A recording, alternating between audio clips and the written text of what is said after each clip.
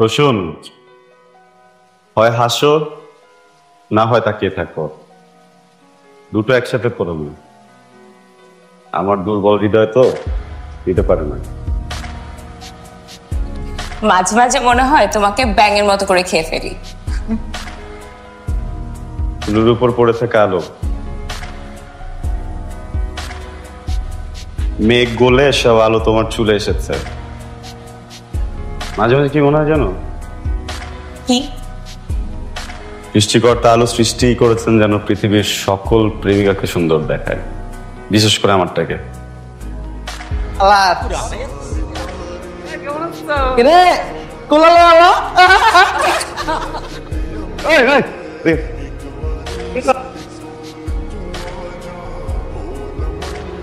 কি আশ্চর্য, সবসময় রাস্তাঘাটে এরকম রেগে যাও কেন? রাস্তাঘাটে এরকম করে রাগারাগি করে মারপিট করলে হবে প্রতিদিন?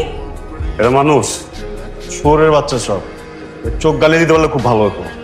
তাহলে তো বাংলাদেশে অর্ধেকের বেশি মানুষের চোখই থাকবে না। না থাকলে তো ভালো, তোমাকে দেখতে পারবে না, শুধু আমি দেখবো। আমি দোলাবো, দোলাবো। কায়দা রিশনের নতুন কি কোনো বই আসছে? স্যার এখনো তো আসেনি, আসলে জানতে পারবো। সে 1 বছর ধরে শুনতেছি আসবে আসবে, কিন্তু বই তো আসতেছে না। এক্স্যাক্টলি কবে আসবে একটু বলবেন প্লিজ? এই যে, হ্যালো, এক্সকিউজ মি। আসসালামু আলাইকুম। ওয়ালাইকুম সালাম। এই যে আপনার কাইজার হোসেন, ওনাকেই জিজ্ঞাসা করেন কবে পাণ্ডুলিপি দিবেন। আসসালামু আলাইকুম ভাই। আপনার প্রথম বইটা আমাদের ফ্রেন্ড সার্কেলে কি যে একটা বাস ক্রিয়েট করছে ভাই, বলে বোঝাইতে পারবো না ভাই। হ্যাঁ প্লিজ আপনার নেক্সট বইটা যদি হ্যাঁ আসবে শীঘ্রই। খুব তাড়াতাড়ি, আমরা সবাই অপেক্ষায় আছি ভাই। এই যে বসেন, চা খান আর ঝাইরা কাশুন। আসিফ, চা দিলে বিস্কুট দিবি না? চাকরি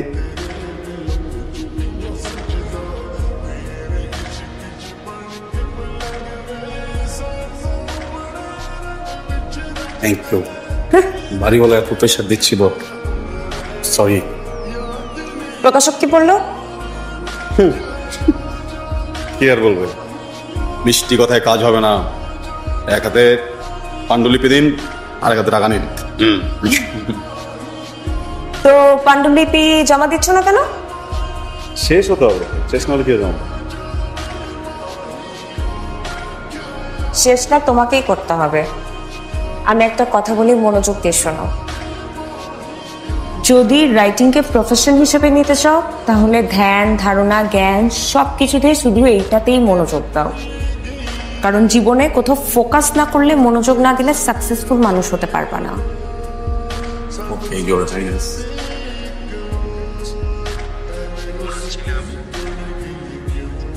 এটা তো ভালো খবর। তো তুমি এক কাজ করো না, বাসায় চলে আসো, আমরা বসে কথা বলি। আগে দেখি ছেলে পছন্দ হয় কিনা, তারপর না হয় প্রসূনকে বলে আগানো যায়। আচ্ছা ঠিক আছে। আসতে বলে দিয়েছো? হ্যাঁ আসবে। কি আলাপ বাবা? তোর ব্যাপারে যে জাভেদ সাহেব আছে না, উনি ওনার ছেলের জন্য তোকে পছন্দ করেছে। আমি তোর বাবাকে বললাম বাসায় আসো, আমরা নিজের আগে কথা বলি, ছেলে কি করে জানি, তারপরে আমাদের যদি পছন্দ হয় তখন না তুই ভেবে দেখিস। নাকের উপর কবিতা লেখা নিষেধ, পিছলে যাবে। চোখের উপর কবিতা লেখা নিষেধ, দুঃখে বা অতি সুখে ঝরে যাবে। আমি বরং তোমার কানের উপর কবিতা লিখি, দুল ভেবে পড়ে নেবে। আচ্ছা প্রসূন, আমি মরলে ঠিক কতদিনে ভুলে যাবে? আমার বাসায় বিয়ের আলাপ হচ্ছে। কার? আমার বাবার। কি বলো? কিন্তু আঙ্কেলের এখন বিয়ে করার কি প্রয়োজন? সবকিছু জোক জোক জোক হিসেবে নিতে নিতে সিরিয়াস টপিক গুলো জোক মনে হয় তোমার, তাই না? Sorry sorry sorry sorry sorry, আর মজা করবো না। আমি বুঝতে পেরেছি বাসায় তোমার বিয়ের কথা চলছে। হ্যাঁ, এখন তুমি জানতে চাচ্ছ এ বিষয়ে আমি কি করব, কি বলতে চাই, তাই তো? এই প্রসূন, প্রসূন প্রসূন, ডোন্ট দেখো, তুমি আমার জন্য অনেক ইম্পর্ট্যান্ট। আমি আমার পুরোটা লাইফ তোমার সাথে থাকতে চাই। তুমি যদি আজকে বলো আজকে, তুমি যদি বলো 10 বছর পরে, আমি 10 বছর ওয়েট করবো। আচ্ছা, চিটাগাং থেকে তোর মা আসার পরে ছেলেটাকে ডাকতে হতো না? বাবা এখন এসে তোমার সাথে পরিচয় হবে, মা আসার পরে মার সাথে পরিচয় হবে। গাইজান, বাবার সাথে সাবধানে ভালো করে সুন্দর করে কথা বলবেন। কেন, তোমার বাবা কি দত্ত? বাবা গাইজান, তাই স্যার।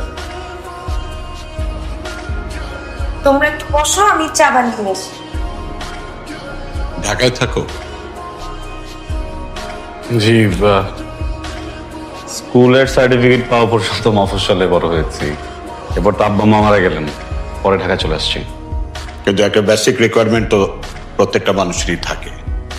আমি প্রশ্নের কাছে যেটা শুনলাম, তুমি জব করতে চাও না, বিজনেস করতে চাও না। তুমি কখনো জব বা বিজনেস কিছুই করবে না। বাবা অ্যাজ আ রাইটার কিন্তু ও অনেক পপুলার, মানে মানুষজন বলে একদিনও হুমায়ুন আহমেদের মতো বড় হবে। ওর তো কোনো ক্যারিয়ার গোলই নেই। ও যে প্রফেশনটা বিলং করে, এটা তো কোনো ফিউচার নেই। একটা বুলশিট প্রফেশন। আচ্ছা, মানে আপনার কাছে মনে হচ্ছে যে রাইটিং প্রফেশন বুলশিট। ভালো কোন প্রফেশন মনে হয় আপনার কাছে? হ্যাঁ, দুর্নীতি করা, ঘুষ খাওয়া। হ্যাঁ, কি বলছো তুমি? আঙ্কেল চিৎকার করবেন না। আপনি আপনার বুকে হাত দিয়ে বলেন তো, এই যে আপনার বাড়িতে আপনি এরকম দামি সোফা রেখেছেন, আপনি যে লাইফস্টাইল মেনটেন করেন, আপনি যে স্যালারি পান ওটাতে যায়, আপনি ঘুষ খান না?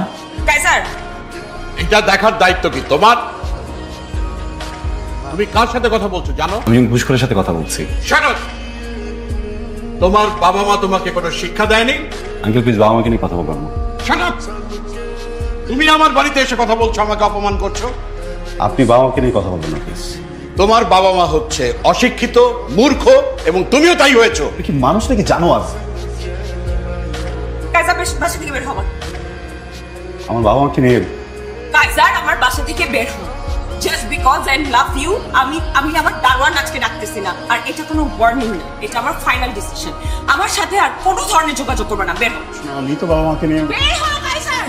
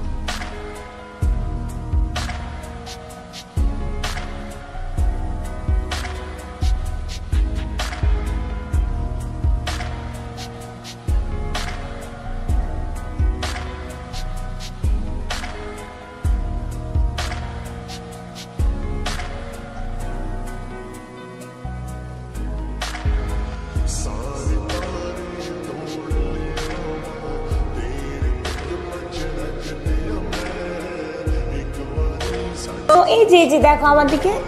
মাম্মা এই শোনো, আমি বেরোচ্ছি। কেন ব্রেকফাস্ট করবে না?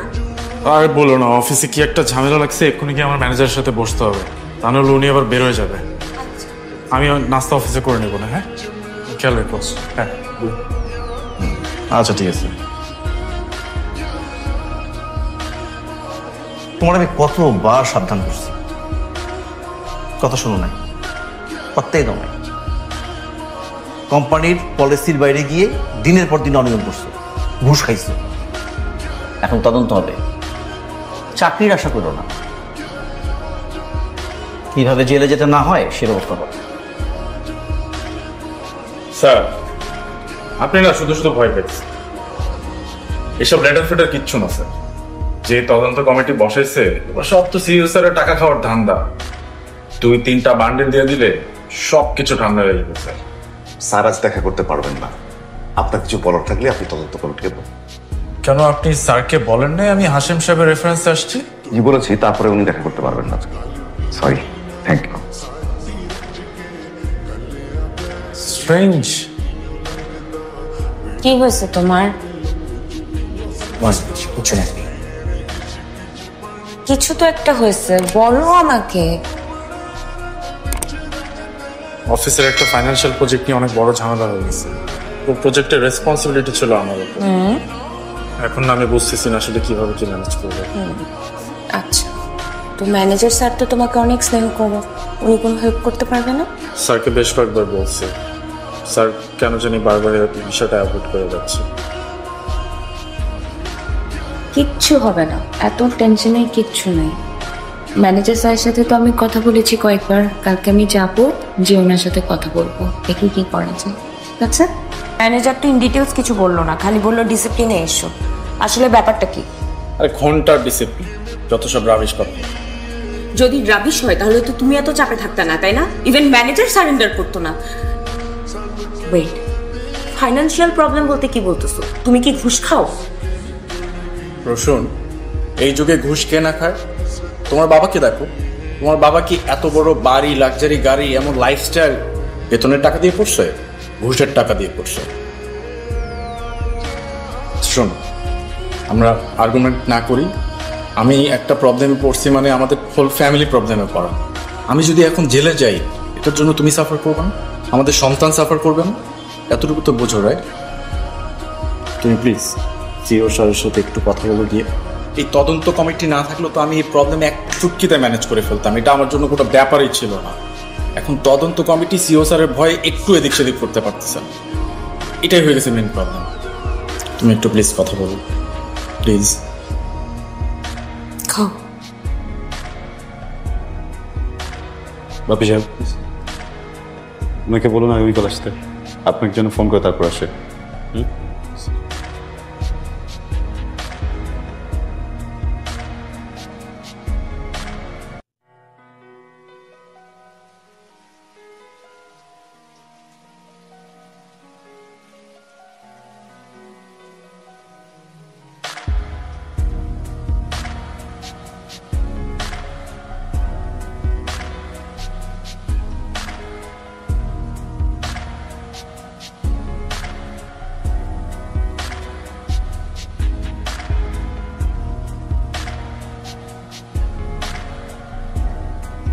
বছরটা দিতে হবে, হ্যাঁ, ঋণ করে দিন সব।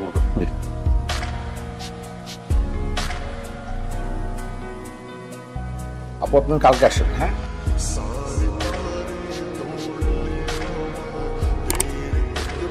স্যারের সাথে কথা বলতে পারছি না। কালকে আবার যেতে বলেছি।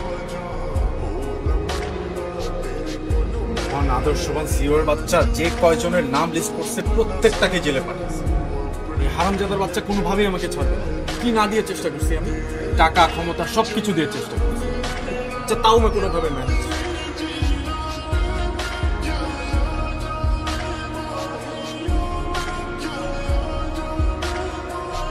ম্যাডাম প্লিজ ভিতরে যাবেন না, ম্যাডাম প্লিজ, ম্যাডাম প্লিজ বলুন, ভিতরে যাবেন না। আমার সাথে কথা বলার জন্য কি 5টা মিনিট সময় নেই তোমার হাতে? ম্যাডাম ম্যাডাম ম্যাডাম আপনি আপনি দিলেন ম্যাডাম, প্লিজ ম্যাডাম।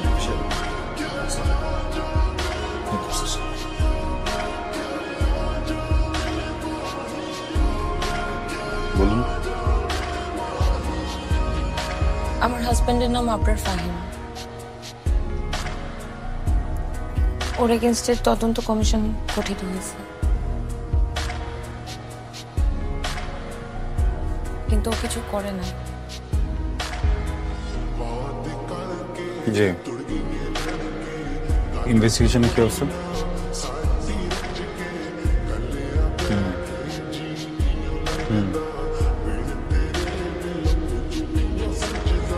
বিশেষভাবে খেয়াল রাখবেন অপরাধী যেন সর্বোচ্চ শাস্তি। আপনি আসতে পারেন। ও এখন বাগে পেয়ে আমাদেরকে প্রতিশোধ নিতে যাচ্ছে। আপনাকে ফাঁসাচ্ছে। না বাবা, এটা মনে হয় ঠিক হবে না। কারণ ডিপার্টমেন্টে আপনারা ঘুষ খাওয়া নিয়ে বেশ কয়েকদিন ধরে কথা চলছিল। ভালো করে খোঁজ দিয়ে দেয়, ও নিশ্চয়ই ঘুষ খায়। আমার মনে হয় না ও ঘুষ খায়। তাহলে ব্যাপারটা আপনারই ম্যানেজ। ঠিক আছে, আমি অফিসে গিয়ে কথা বলবো। ও যদি তোমাকে আবার অপমান করে? বারে বিপদে পড়লে হাতিও গিয়ে চিকার পায় ধরে। কিছু করার নেই। তুমি কি ওকে চিনতে পেরেছো? জি না। আমি প্রসূনের বাবা। কোন প্রশ্ন? আমি আসলে এসেছিলাম আবরার ফাহিমের ব্যাপারে কিছু বলার জন্য। দেখুন মিস্টার, আপনার নামটা কেন কি? আমার নাম হোয়াটএভার। দেখুন, আমি দুর্নীতিবাজ, এই ধরনের মানুষগুলোকে না এখন দেখতে পারি না। বিশেষ করে এদের হয়ে যারা সাফাই গাইতে আসে, তাদেরকে তো আরো। আপনাকে একটা অ্যাডভাইস দিই, তাদের খুব ভালো হবে এটা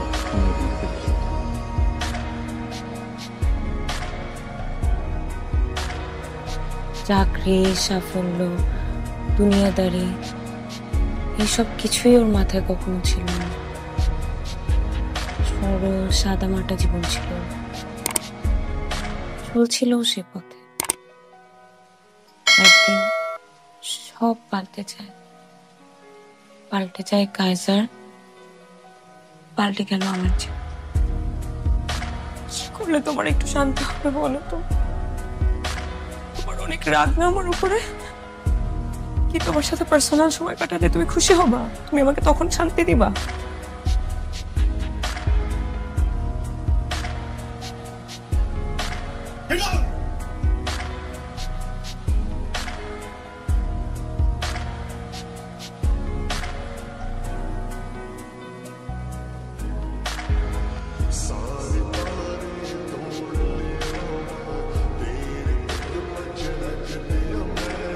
মিসেস ফাহিম, আমি খুবই দুঃখিত আপনাকে এমন একটা জায়গায় ডেকেছি।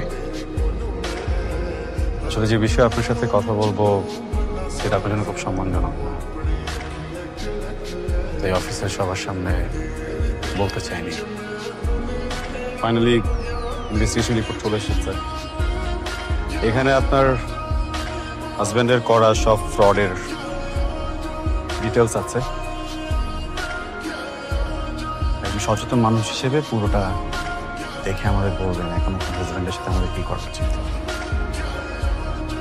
মিসেস ফাহিম, আমরা অবিবেচক নই। আপনার পরিবারের বিষয়টা আমরা ভেবেছি, আপনার সন্তানের বিষয়েও ভেবেছি। আপনার হাজব্যান্ড যে পোস্টে চাকরি করছিলেন তার জন্য আমরা বাইরে থেকে এখন কাউকে হায়ার করছি।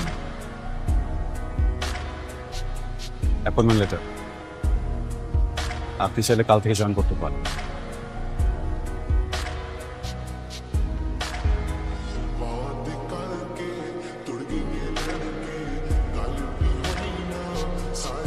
Thank you. Okay. Kaiser,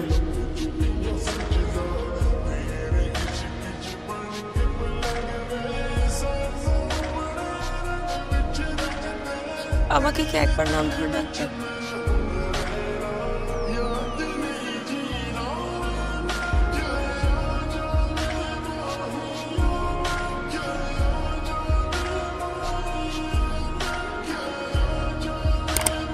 good luck.